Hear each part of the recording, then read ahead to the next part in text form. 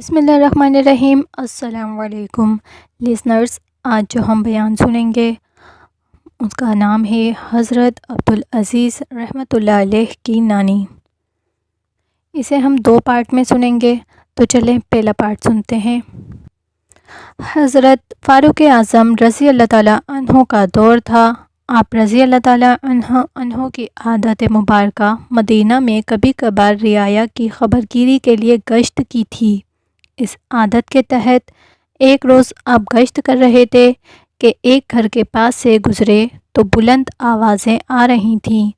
آپ ذرا ٹھہر گئے تو کیا سنتے ہیں کہ ماں اپنی بیٹی کو جانچنے کے لیے اس کا ایمان کس قدر مضبوط ہے کہتی ہے، بیٹا دودھ میں پانی ملا لو، اس طرح درہم و دینار زیادہ مل جائیں گے۔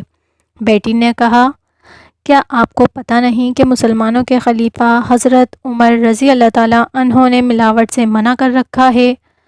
ماں نے کہا، بیٹا یہاں اس وقت عمر ہمیں دیکھ تو نہیں رہے؟ بیٹی نے کہا، اماں جان، عمر نے بے شک نہیں دیکھتے، لیکن عمر کا رب تو دیکھ رہا ہے۔ فاروق اعظم رضی اللہ تعالیٰ عنہ نے یہ مکالمہ سنا، دروازے پر نشان لگایا اور صبح ماں بیٹی کو دربار میں طلب کر لیا۔ الغرض فاروق اعظم رضی اللہ تعالیٰ عنہ نے اسی ماں سے اس کی بیٹی کا رشتہ طلب کر لیا۔ ماں باپ کو بھلا کیا چاہیے تھا کہ دنیا کا وہ خلیفہ جس نے 2 سپر پاوروں کیسر و کسریٰ کو پاؤں تلے روند ڈالا تھا، ان کی بچی اس عظیم خلیفہ کی بہو بننے جا رہی تھی۔ اس لڑکی کی شادی خلیفۃ المسلمین کے بیٹے عاصم رحمۃ اللہ علیہ سے ہوئی، اور پھر میرے لسنرز، اس لڑکی کو اللہ نے جو بیٹی دی وہ فاروق اعظم رضی اللہ تعالیٰ عنہ کی پوتی بن گئی۔ اس پوتی کو اللہ نے ایک بیٹا دیا۔ جانتے ہو وہ بیٹا کون تھا؟ جی ہاں، یہ بیٹا عمر بن عبدالعزیز رحمۃ اللہ علیہ ہیں کہ جنہیں عمر ثانی کہا جاتا ہے، 5واں خلیفہ راشد کہا جاتا ہے۔ یعنی دیانت کا اللہ نے یہ پھل دیا کہ اس لڑکی کی اولاد سے عمر بن عبدالعزیز پیدا کیا۔ لسنرز، کرامتیں ڈھونڈنے والوں، یہ کتنی بڑی کرامت ہے، دیانت کا میٹھا پھل ہے، اولاد صدقہ جاریہ ہے۔ وہ لڑکی جو فاروق اعظم رضی اللہ تعالیٰ عنہ کی بہو بنی، اس کے نامہ اعمال میں عمر بن عبدالعزیز نواسہ بن کر صدقہ جاریہ بن گیا۔ اس نانی کی قسمت اور نصیبوں کا کیا کہنا۔ لسنرز، اللہ کے نبی صلی اللہ علیہ وسلم نے فرمایا، شادی میں 4 چیزیں سامنے رکھی جاتی ہیں، یعنی کسی عورت سے 4 وجوہ کی بنا پر شادی کی جاتی ہے۔ عورت کے حسب نسب کی وجہ سے، اس کے حسن کی وجہ سے، اس کی مالداری کی وجہ سے اور اس کے دین کی وجہ سے۔ آپ صلی اللہ علیہ وسلم نے یہ 4 چیزیں بیان کرنے کے بعد صحابی کو نصیحت فرمائی کہ دین کو اختیار کے کامیابی حاصل کر لے، یعنی باقی چیزیں بھی ہوں تو کوئی حرج نہیں، اللہ کی نعمتیں ہیں، لیکن دین کے بغیر وہ چیزیں ہوں تو ان کی کوئی قیمت نہیں، اور اگر وہ نہ ہوں اور محض دین ہی ہو تو بندہ کامیاب ہی کامیاب ہے۔ لسنرز، یہاں عبرت کے لیے وہ یہ جاننے کے لیے دین کے ساتھ کیسے کامیابی ملتی ہے اور دین کے بغیر کس طرح ناکامیاں مقدر بنتی ہیں، 2 داستانیں آپ کو سنوائی دیتے ہیں۔ ان داستانوں کا تعلق امریکہ میں آباد پاکستانی مسلمانوں سے ہے۔ ان داستانوں کو محترمہ باجی طیبہ ضیا نے نوائے وقت کے سنڈے میگزین کی زینت بنایا۔ تو چلیے پہلی داستان سنتے ہیں۔ میری عمر 25 برس تھی جب میں امریکہ آیا۔ یہاں آئے ہوئے 15 برس ہو چکے ہیں۔ اچھے وہ دن تھے جب قانونی ویزا نہ ہونے کے باوجود جاب مل جاتی تھی۔ گرین کارڈ کے لیے پیپر میرج کا عام رواج تھا۔ امریکی عورتوں ڈالروں کے لالچ میں معینہ مدت تک کاغذوں میں بیوی ہوتی اور گرین کارڈ ملتے ہی طلاق ہو جاتی، مگر کئی بدنیت طلاق سے منحرف ہو جاتی، نوبت جھگڑے تک پہنچتی تو گرین کارڈ منسوخ کروانے کا کہہ کر بلیک میل کرتیں۔ بچے پیدا کرتیں، شوہر کی کمائی پر عیش کرتیں اور اس کی گردن کا توق بن جاتیں۔ اس قسم کے واقعات نے مجھے خوف زدہ کر رکھا تھا۔ ویسے بھی جعلی شادی سے اللہ کا خوف لاحق تھا۔ ضمیر والا انسان بڑا خوار ہوتا ہے۔ جمعے کی نماز کے لیے مسجد چلا جاتا۔ ایک روز امام مسجد سے، جس کا تعلق مصر سے تھا، اپنے دل کا مدعا بیان کیا تو انہوں نے کسی امریکی مسلمان عورت سے حقیقی شادی کا مشورہ دیا اور بتایا کئی عورتیں اسلام قبول کرتی ہیں اور انہیں شادی کے مسائل درپیش ہیں۔ اسلام قبول کرنے والوں میں سیاہ فام قوم کی اکثریت ہے۔ انہوں نے مجھے ایک سیاہ فام عورت کا رشتہ بتایا جسے قبول اسلام کی سزا میں عیسائی والدین نے گھر سے نکال دیا اور وہ مسجد کے قریب کئی مسلمان فیملی کے گھر ایک کرائے کے کمرے میں مقیم ہے اور اسلامی اسکول میں جاب کرنے لگی ہے۔ اگر تم اسے سہارا دے دو تو اللہ بھی راضی ہوگا اور تمہاری رہائش قانونی بھی ہو جائے گی۔ میں نے اس خاتون کو دیکھنے کی خواہش ظاہر کی۔ امام صاحب نے کہا، مغرب کی نماز کے بعد آ جانا، میں اس سے تمہاری ملاقات کروا دوں گا۔ تمام رات سوچتا رہا، اگر سیاہ فام عورت سے شادی کر لی تو خاندان والے ذلیل کر دیں گے کہ تمہیں امریکہ میں کوئی گوری نہیں ملی تھی، اگر کالی ہی کرنا تھی تو پاکستان میں کیا کمی تھی، جیسے جملے کانوں میں گونجنے لگے۔ خالہ کی لڑکی کا قد چھوٹا ہونے کی وجہ سے رشتے سے انکار کر دیا تھا، اب کوئی جینے نہیں دے گا۔ نفس نے پریشان اور امریکی قانون نے سولی پر لٹکا دیا۔ دوسرے روز بعد از مغرب امام صاحب مسجد سے متصل باورچی خانے میں لے گئے جہاں وہ عورت میز پر بیٹھی ہمارا انتظار کر رہی تھی۔ اس نے سیاہ برقع، جسے عرف عام میں عبا کہتے ہیں، اور نقاب پہن رکھا تھا۔ امام صاحب نے تعارف کرواتے ہوئے کہا، یہ سسٹر صفیہ ہیں۔ اسلام کے بعد اس نے نقاب کشائی کی تو میرا دل دھڑام سے سینے سے باہر آنے کو تھا۔ اگر میں کرسی کو نہ تھام لیتا، دبلی پتلی نہایت سیاہ اور قبول صورت کہنا بھی درست نہ ہوگا۔ اللہ کی مخلوق تھی، لہٰذا کوئی بری بات بھی منہ سے نہیں نکال سکتا۔ چند منٹ میں سلام دعا کے بعد لڑکھڑاتے قدموں سے گھر آ گیا۔ ہم پاکستانی مردوں کو رنگت کا احساس کمتری کا کیا کم ہے کہ صورت بھی بھلی نہ ملے۔ خالہ کی لڑکی ہور لگنے لگی۔ اللہ نے مجھے اچھے قد و قامت اور صورت سے نواز رکھا تھا۔ دل اور دماغ کی جنگ میں آخر جیت دماغ کی ہوئی۔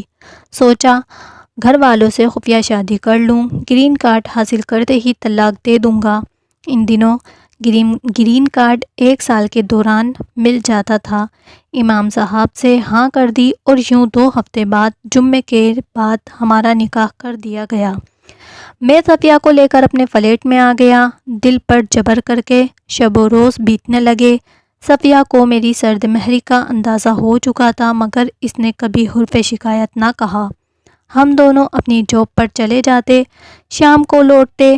وہ امریکی طرز کا کھانا پکاتی، میرے سامنے میز پر سجاتی، گھر کے تمام کام کرتی۔